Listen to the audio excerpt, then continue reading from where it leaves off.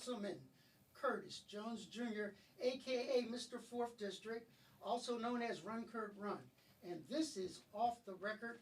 This is a podcast that we've started to talk about a little bit of everything, a whole lot of nothing, but we're going to say what you would hear in a barbershop or at the dinner table and keep it 100 and keep it authentic. Today's topic is X to next, ex-offender to the next productive citizen returning to our society, and how that happens and how it can happen better. Every week, hundreds of people return from federal, state, and local institutions to the communities that they left, oftentimes not with a fighting chance not to recidivize. I've heard of stories, people being let go at 2 in the morning without an overcoat, without proper car fare to get to the places that they want to go to live, without food for the next day, without medicine for the next week. And if you think about that, you're not giving those individuals a fighting chance not to return to the people, places, and things that sent them up. So I have some experts from different lenses here today to discuss this issue and to give their perspective on it. And I'm going to start with allowing them to give their origin story as to how they got in this space. Beyah. At the base of my situation was immaturity, because it started with me at a really young age. And as you know, from that point up until I became an adult, I was in prison. So I actually grew up in jail. Watching my family struggle after my father left, it's not an excuse, but it's the reason why I ended up the way I did. And watching my mother attempt to take care of that family and pay rent and pay all the bills and try to take care of my sisters and my brother, it bothered me to the point where I wanted to help. You know, my mother and I have always been real close, but I didn't think that once I presented money to her that she would reject it. Not sometime, every time. And I got a little creative and had my sister Latifah handle things for my mother. Like I was telling Penny, I lived on the 3rd floor of the house, and my mother seldom came upstairs. So making the little games that I had, I would buy TVs and stereos, all little boy stuff, because I was only 13, you know what I mean? And one day my sister came down to the kitchen and said, "Might be on the 3rd floor." She never did that. She on the 3rd floor. I ran up there, no time flat. She said, "Get all this shit out of my house." Being a young guy, materialistic, I said, "I'll leave and take my stuff with me." And I moved in with a friend. And over the years, I went from snatching payroll bags to sticking up supermarkets and banks. That's how I ended up with 25 to 50. Thank you. Thank you for sharing. My name is Osei. I'm a criminal defense attorney with the law office of Shaka Johnson. I'm first generation. My parents are from Ghana. They're actually both attorneys over in Ghana. So just growing up, justice has always been something that's been very important to me and kind of drilled into me. So ended up, after high school, ended up playing football, but law school was always the goal for me. Ended up going to law school, came out, was actually with the DA's office for a little bit, about 6 months. And after that 6 months, it was enough time for me to know that that wasn't exactly the career path I wanted to be on, or decided the bar that I wanted to be on. I wanted to be able to kind of have more of an impact with the individuals I was working with. So I ended up going solo, ended up working with another attorney named Brielle, who was really involved in his community. And he was introduced me to another attorney, Mr. Johnson, Shaka Johnson, and I've been with him since. So as a criminal defense attorney, most of my clients are younger individuals that are usually typically involved in some kind of gun violence. So I've had the opportunity to really work with them, have the opportunity to mentor them after I dispose of their matter, their criminal case. And it's been a great experience thus far. So I'm happy to be here and happy to provide you with any information that might be helpful. Tone, talk to me. I grew up in Southwest Philly. Graduated college, 2 college degrees, one in chemistry, one in funeral service. Then graduated to the streets. Can you tell people your profession, please? I'm a funeral director. I'm also the community. Also the community liaison director for the Philadelphia Masjid, and also the director of victim services for Anti-Violence Partnership of Philadelphia. So I graduated with 2 degrees, one in chemistry and one in funeral service. But then graduated to the streets, and then graduated to prison, and then just here through the grace of God, is doing something different now. Welcome. Hello, my name is Penny McDonald, and I got my start working for State Representative Ronald G. Borders.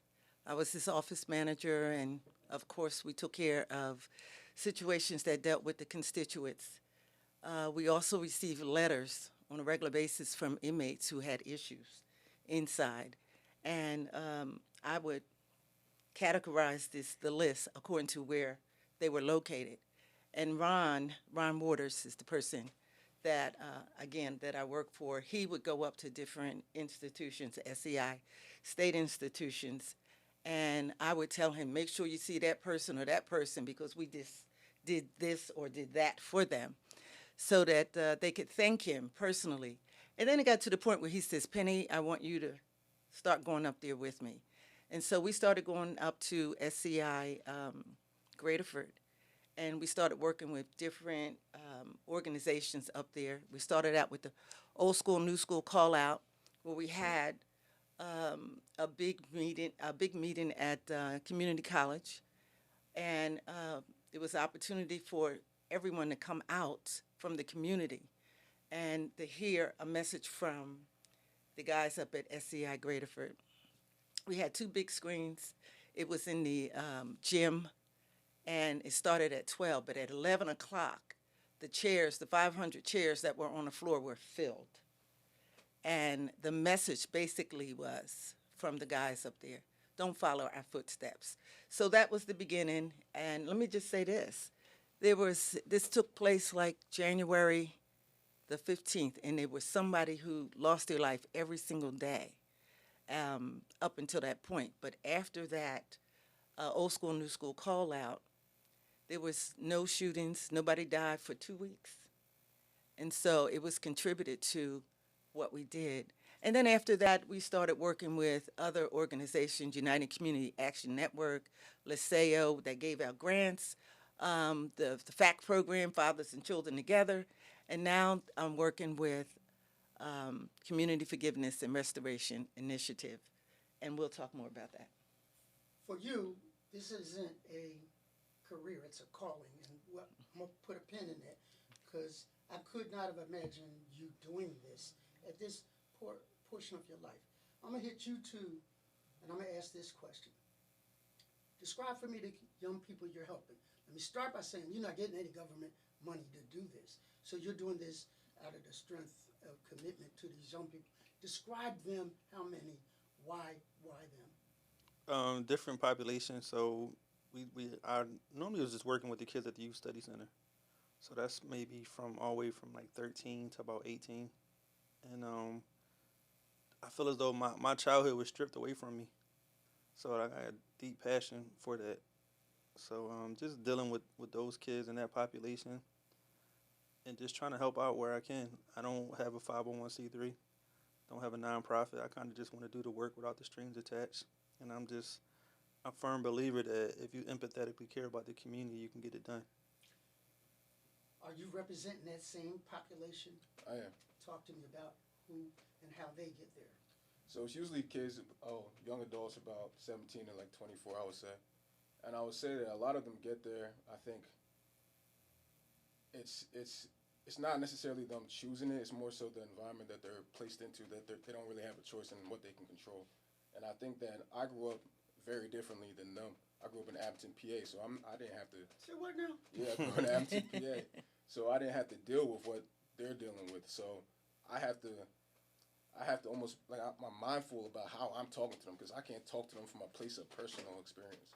But I think that they're open to listening to me, because I'm not talking down to them. Like I'm almost trying to talk to them from I want to see you succeed, and these are the steps that you need to take. Like this criminal matter, we're gonna handle that, but what are we doing after that? What's your plan? I think a lot of the people I'm dealing with, they don't they're not really thinking long term. They're more so, okay, how am I getting by tomorrow? What am I doing tomorrow? How can I keep myself safe tomorrow?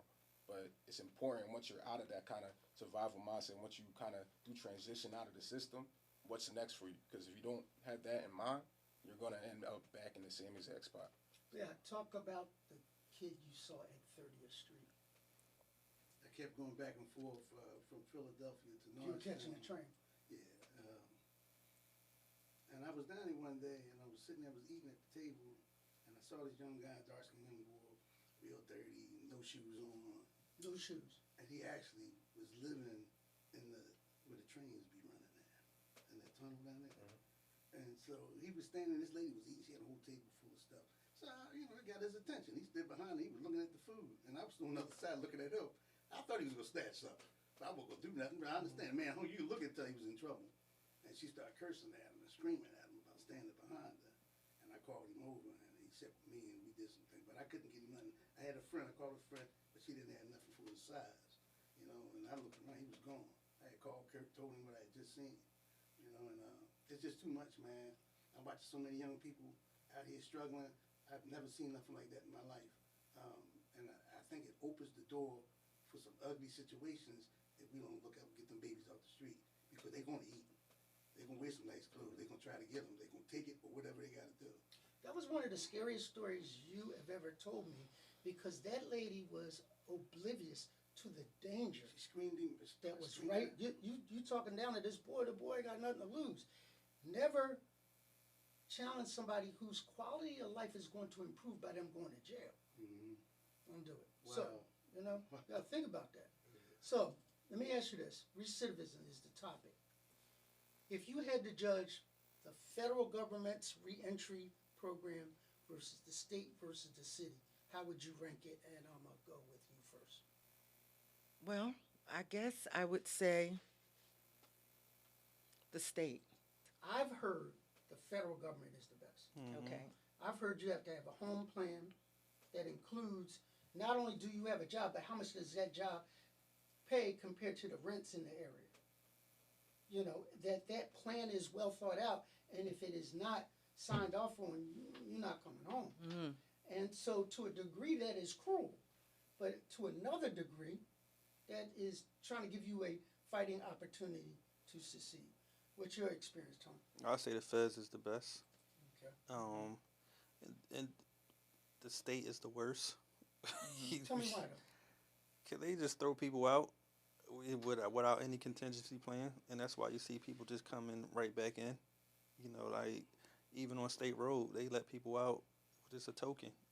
You know what I mean? Like we bailed 100 people out of prison 2 months ago. They let a lot of those people out without even taking meds, without getting their meds that they were supposed to get that day. They just because the bail was paid, they just pushed them out on the streets, not knowing that we had jobs already signed up for them for when they came out and some housing. But a lot of those people, they just pushed some shit out the door. And this is coming off of State Road. So I would say State Road is the city, so that's the worst, and the state is the worst. The feds is the best because they put a plan together. Your thoughts? I would actually disagree. I think when you're looking at the feds, you have a more concise overall system that everybody is following. When you go to the state, though, it's almost like it's judge by judge. So if I'm in a judge such as like Judge Sawyer, she has so much resources that she's culminated like in her courtroom that the people that are sentenced by her can walk in any day, not on the list or anything, and come get help from her. They need a job. She'll make a call to a nonprofit, the head of the nonprofit, and get her help. They need food, housing. She'll get on the phone, get a call, and get them help. But you have other judges that they're doing exactly what he's saying. They're just once you're off, you're on your own. So I think that when it comes to the state sentencing system, state recidivism, it's going to depend on what judge you get. We need to do a better job of having uniform. Consistency, exactly. And I don't think the state has that at all. I would say also too, it need to be some kind of like contingency plan for the inmate, just a mindset before they even come out. Because even if they talk to a judge or talk to their PO about what they want to do when they come out, it's still up to that person to actually do it. That's right. You know what I mean? So if you're not putting that in place before you come out, then it is going to be a direct beeline right back to them into that cell. People have said reentry should start the day you start your sentence. And that's how it should be. Kurt, can I interject on that real quick? That's So, fun. It's a conversation, baby. prison is probably worse than the streets. Honestly, you know, when I'm talking about, you can find way more drugs than you probably can imagine in prison. It's so much going on in prison that your mind will be blown away. You can get a cell phone like you going to the corner store to get a bag of chips. So it's really about the mindset. Like yeah, when you get to prison, it's just so much going. It's a life inside of there, really. Mm-hmm. You know what I mean? So it's not, they don't miss a beat when you in there, really.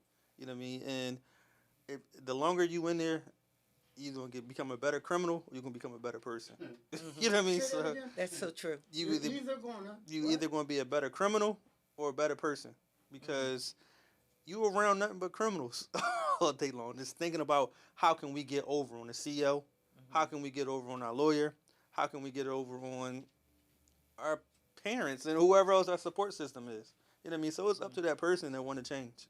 You know, so that's an excellent observation. What did you see? You talked to me about the young boy you were trying to coach up that wound up stealing the pizza tray. What did you talk about? What you saw of the younger inmates that kept coming back? What surprised me was when I first went in, we were on that first group of young people. I was 17. That they wanted to introduce to the state system. It was a trial. They wanted to see if it would work. Can we put these young guys in the state prison? And they sent all of us up to Camp Hill. And listen, man, the thing, over the years, I was the youngest. And over the years, I didn't see that no more, right? The dynamics. Young people brought a whole different situation to prison. I mean, the things that they did and the things that they don't care about. No social ethics at all. They don't care nothing about nobody. And that made me start to reflect on me. Coming out of prison, main thing is immediate relief. You got to have something to go to. Otherwise, all these other things are going to start coming into your head. And eventually, you're going to end up back up in the joint. If you don't have no resources, you don't have no family, you're going back to prison, you can kill somebody or somebody will kill you. My situation in prison allowed me to be better and want to treat people better. Even though it's not always given back. It's not always reciprocated. You know what I mean? I still got to be me. I got to be better. I can't be who I was. That's what jammed me up the first part of my life. I got to rise above that. Can I say something too? Go ahead, So it's funny though, because what he's saying is completely true. Like that first couple of days when you get out of prison, it's like, all right, what you gonna do? You gonna go right or left? You know what I mean? Because like I said, you either gonna become a better criminal. And me personally, and I'm gonna speak personally from my experience, it made me a better criminal. When I came home, like my mindset, like, all right, well, I'm going back to what I know. You know what I mean? I wasn't robbing nobody, I wasn't stealing, I was getting some money. And, you know, our old heads felt this. Like, instead of saying, all right, do X, Y, they said, get money. They never told us what to do with the money. So you get money, and it's addictive. Now what? Yeah, so, you know, like, I came home, and, you know, like, now I knew how to navigate a little bit different. What role does Islam, and I don't mean the universalness of, but Philly, how can we play a role to stop recidivism? You know, you've been in conversations earshot where they say, yeah, they're going to take Shahada to be a part of a organization. So you mean what part does religion play in somebody coming home from prison, or keeping them changing their attitude, basically. Changing minds. What can we do? Man, I probably honestly, you would read my honest opinion. That's what we do here. Nothing. Religion is your own personal relationship with God. Whether you're Muslim, whether you're Christian, you know what I mean? And while you in prison, people, they going to be their best version of themselves because they don't got nothing but to do besides read the Bible or read the Quran.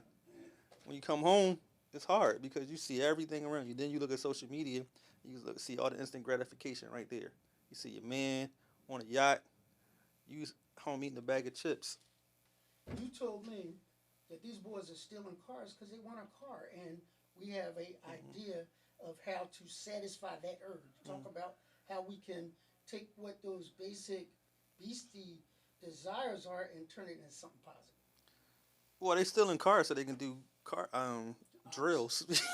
So it's not like these young boys different though. Like Totally. they got mental health issues. So like Exactly. you got to deal with that first. Like they not still in cars to take their girlfriend on a date. They still in cars so they can sit outside your house and shoot you. So like obviously teaching them a skill set of all right, well this car is here. Like let me show you how to Fix it? fix it. You know what I mean? And that's a skill set that helps. But it's It's a mindset. yeah, it's a mindset. If a person's not dissatisfied with who they are, they're Mm-hmm. not going to change. First, got to be dissatisfied. But there has to be some kind of incentive, some kind of motivation to make you want to change. Mm-hmm. And that's what's absent when you come home. There's a gentleman by the name of Edwin Sutherland from the 1800s. They called him the father of criminalization or criminology. He came up with the whole concept. He hated prisons. That was never supposed to be in the equation. You know what I mean? He said if you look at any civilization, you can study the civilization, you know their level of civilization by looking at their prisons. I've had clients that have had multiple back-to-back gun cases that I've been able to dispose of. They get out, and then they pick up another gun case, and then they go rob somebody or do something else. How are we changing their environment? Like, how do you change somebody's environment when they come out? Because unless you're providing them a home in someplace else, I don't really see how you could do that. But I've had clients that have been, what he said, hit rock bottom, and it's been like, I'm done with the city, I'm done with Philly, and they move out of state. They get away from the friends that they grew up with, the city, the kind of, Places and things. yes. When they actually get out and decide to say, I can't be around this anymore, and they leave, those are the clients that I see doing the best. But the ones that want to come back to the same neighborhood and say, like, okay, I'm going to try to stay out that way, they can't do it. I definitely believe that there are people that need to be incarcerated. We have some folks that have some mental issues, and they're not taught conflict resolution. They're taught to react. Kids that are growing up now, they're growing up without any feelings, any emotions, and I believe it's because they didn't bond. My experience is with giving hope and change. It's my organization called Community Forgiveness and Restoration. And what we do is we want people who have just gotten out within 2 years. We have workshops down at Temple University where we offer them training in computers, telephones. We also have attorneys there to tell them what their rights are. We have somebody to teach them how to interview. We're seeing the need. People are coming in. They want a job and they want houses. And we have relationships. We have relationships with second chance employers. I talk to a lot of returning citizens, talk to guys that are still incarcerated, and the issue of daddy wasn't there, comes up. And then, he wasn't around, by the time, and there are a lot of them that are sharing cells, institutions, father, grandfather, and son, same institutions. But what I heard that really faked me out, there was anger there. Don't like male authority. You can't tell me what kind of thing. But they were mad at mom too. Mom brought this dude into the house to assume his position, and me and him got into it, and she chose him. That hit close to home right there because my dad was murdered by my mom's brother. So my mom brought home somebody else who, instead of giving me like some nature and love, he showed me what an ass whooping was. He showed me what verbal abuse was. You know what I mean? So that's when I said, like, my childhood was stripped away from me. It was a direct result of him coming home. I mean, him just coming home and just, like, really, I don't care what I was doing. It wasn't good enough for him, So who were you mad at during that period, or were you mad at anybody? Yeah, I was mad at both of them, my mom and him. But more so him. Didn't blame my mom really too much. My mom had me when she was 16. He dangled money in front of my mom, and we ain't have no money. So he was able to control my mom with the money, you know what I mean? And that return, it made you all go outside and talk to the old heads. That's right. You know what I mean? And there in return, they going to put one or two things in your hand. They're going to put a pistol in your hand. They're going to put a pack in your hand. In return, they put both of them joints in my hand. You know what I mean? And that's where my education came from. Speaking of that, a lot of these young people are retreating to these Robin Hood houses where the OG in the house might be 18, and they down to like 10, and they out there robbing the hood, bringing it back. Do you see that a lot of those kinds of environments that create the educational pathway to prison? They'll rent their Airbnb out for like a week and then they'll just be in there. So, and I've had multiple cases that have evolved from that kind of situation. So, I mean, I think it's extremely difficult to try to prevent it. When the kids just don't go to school, there's nobody to make sure they're in school. That's where they're going to be at. They're going to find places like that they all can kind of hang out and convene. And it does create a lot of situations because you have it's kind of like that you have these groups of young people that don't like each other, that know where each other are staying at. They're posting up on social media what their address is, what their Airbnb is. They're all not in school, and then it creates these situations. So I think it's just there's so many layers to what needs to be addressed that I think it's going to be. I just don't see like any immediate solution. Even if we take one or two kids out of that Airbnb, it's still there's so many layers to what's going on. It's just a tough situation. I'm going to ask you to close on. You're now the councilman of the 4th District for the next 10 seconds. Give me something to do to help this situation, to help people not become ex-offenders that are returning over and over again to jail. You're going to have people that's going to stay where they at. You're going to have people that try to rise them above that. So my focus is solutions. That's it. And I'm sure you've heard of like the youth aid panel. I would like to see a group run by like that age group, the younger individuals that are policing themselves. Kind of like they know because they all know who the problem people are and they're cool with each other. And I would like to see something set up where maybe the adults just are kind of like they're stepping back from it. They might give them resources, but they're the ones actually going in and intervening with each other, trying to mediate with each other. And because they're not listening, they're not going to listen to us, but they'll listen to each other. The quickest way to kill the black man is to kill the black boy. So if you really want to kill the black man, you got to kill the black boy, and that's what they've been doing. So I would probably start in the school systems, like real early, change the whole education system around to more like skill sets and more like mental health driven, and just plug those gaps, because the education that we're receiving right now is designed for us to be a permanent underclass. With the kids that are really young, if we can take men to stand up and mentor and be big brothers or whatever to these younger kids, is that a lot of them are afraid. So they have to go and get a gun because they don't feel as if anybody is there to listen. Things happen to them while they're young, and there's no adult there that they can talk to. Read to them, talk to them, teach them men things that their mothers can't teach them. There is a study that was done on African rogue elephants. And these young bull elephants were trashing villages, just coming through, reaping havoc, being violent. And they did a study as to why they were acting out. And what they found out was that the older male elephants had been killed off. So they didn't have a blueprint of how to be responsible in their tribe and in their pack. I think that can be said for our community too. There was, when I was coming up, a thing called an old head who talked to the juniors, who talked to the young boys, who talked to the peewees. And there was, for whatever dysfunctional way, a structure. Even when they were doing things on the street, there was a hierarchy that was. Right now, you have people that don't have that guidance, and more importantly, exit strategies out.